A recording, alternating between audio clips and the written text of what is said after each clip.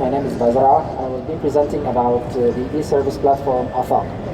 To start with, Sudan faces challenges when it comes to service delivery, governmental service delivery to citizens and residents.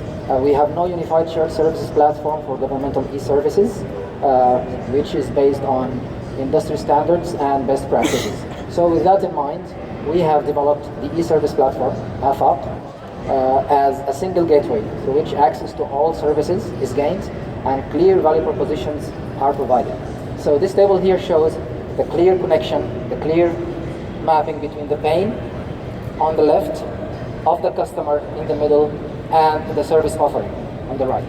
So we have access difficulty, process inefficiency, mishandling of service applications, and of course the huge investment that is needed if you decide to digitally transform your services. On the other hand, AFAQ provides e-channels to provide easier access to services, business process reengineering and effective use of ICT, different types of interfaces for citizens and government, and of course a disruptive business model that will encourage adoption. This is the architecture of AFAQ, which show the main component, the backend, and the application programming interfaces that connect the system to third-party systems such as e-payment platforms and e-payment gateways, and also the interfaces, citizen interface and the government interface. So the most important question here is, what's unique about AFAQ? What makes it unique? So the answer is twofold. First of all, it's end-to-end approach, which includes careful process reengineering, coordination between the different parties involved in service delivery, connecting with third-party systems such as e-payment gateways and e-payment platforms, and providing support for customers and governmental units, and of course providing and availing the whole platform as a service from our platform or from our data center. Secondly, it's disruptive business model, which is actually a software as a service, transaction-based business model. So basically, the citizen pays an extra fee on top of the basic service fee, and then this service fee gets divided between the different entities in the ecosystem based on their contribution. So some indicators to help you understand the business model is that the fee equals only 1/6 of the cost of the service if the citizen decides to go with the non-electronic version of the system, of the service. Also, we are growing nicely in terms of users and transactions. So we are talking about 13% per month and 33% per month for the number of users and transactions respectively. This business model is scalable as well, because although the cost of building the infrastructure and the platform is high, once the platform is in the market and customers join, they can join with minimal cost increase.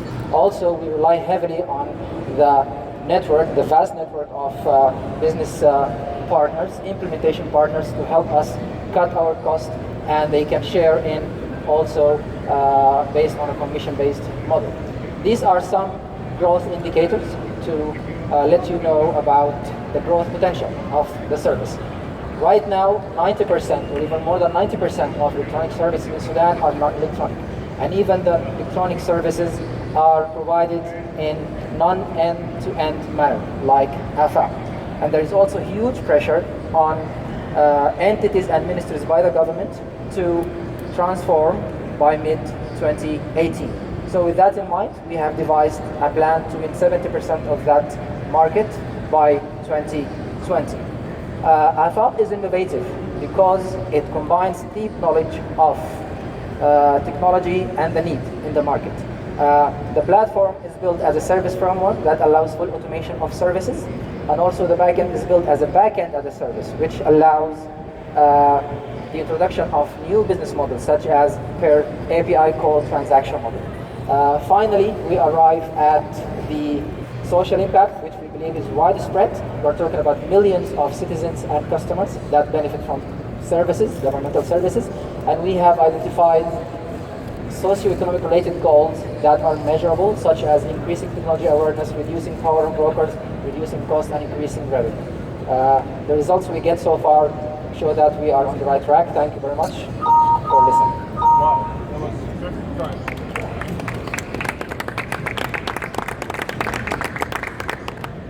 Questions? Yeah, Richard.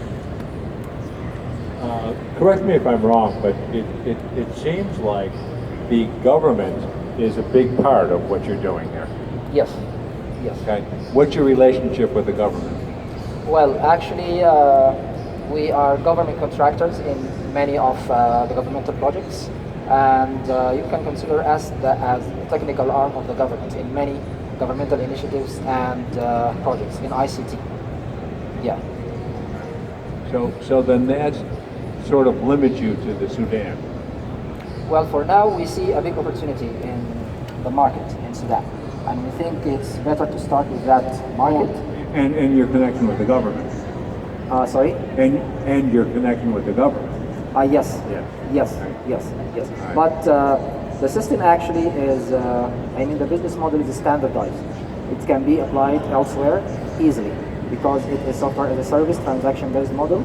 And the main challenge may be to find the reliable implementation partners that we have in Sudan. That's right. Yeah. Yeah. You got it. Yeah. Thank you.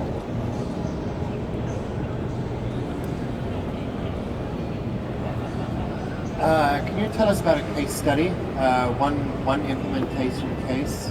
Okay. How did it happen? How much did it cost?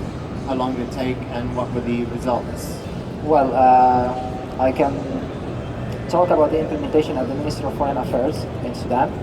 Actually, this is where we started, AFAP, and we started with like 30 services for the implementation, and we started, the whole process. That was our model. We started from process re-engineering, and then we provided improvements, continuous improvements. We provided service desk and operational support for them, and we're still continuing to do that.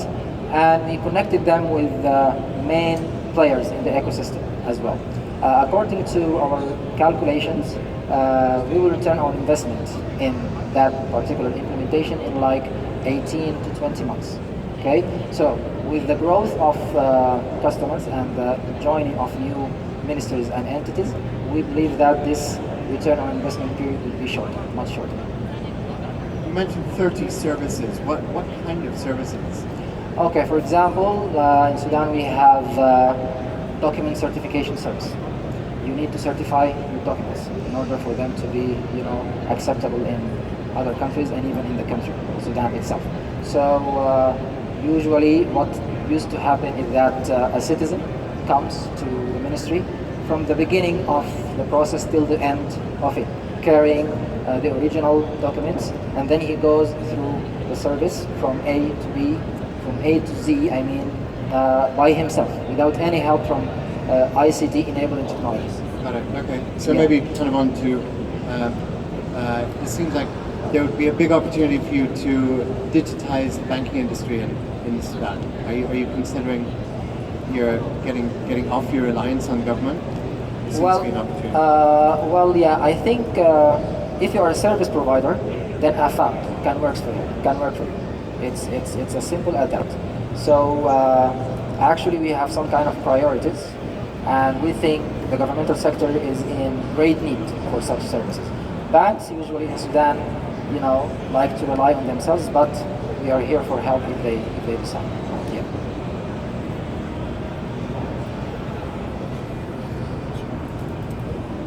So you're dealing with a lot of personal information, and you're dealing with a lot of very private information.